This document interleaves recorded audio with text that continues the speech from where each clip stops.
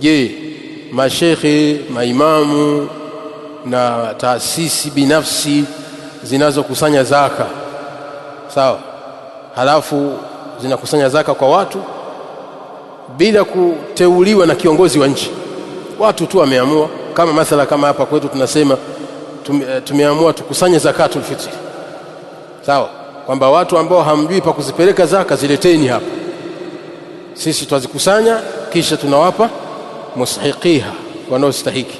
Tumejitolea sisi. Je, sisi na tunaingia katika al-amilina alaiha au hatuingii?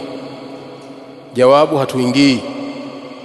Sawa, iwe ni kampuni, taasisi au mtu mmoja mmoja, madam hajateuliwa na kiongozi wa nchi, sawa.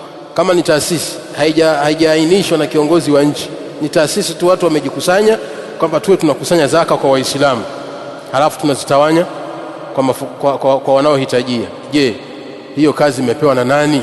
Tumejipa wenyewe, tumejitolea, tunataraji malipo kwa Allah tabaraka wa taala. Khalas, nyinyi sio al-amilina alaiha, katika zaka nyinyi hammo. Nyinyi fanyeni kwa ajili ya Allah tabaraka wa taala, lakini sehemu katika zaka hamna. Sisi tunaelewana.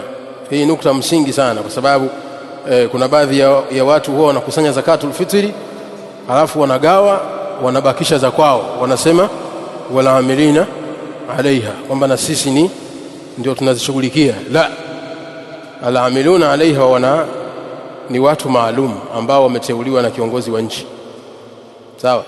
Ama wewe msikiti mmeamua kukusanya zaka afu mzigawe, yani nyinyi ni mawakala wa wale wanaotoa zaka, sawa.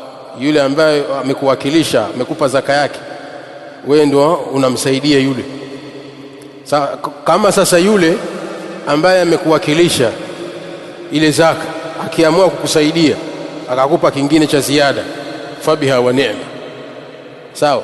Lakini sio katika kila alichokupa ukigawe utoe nusu nyingine ubakishi, kwamba hii ya mgawaji.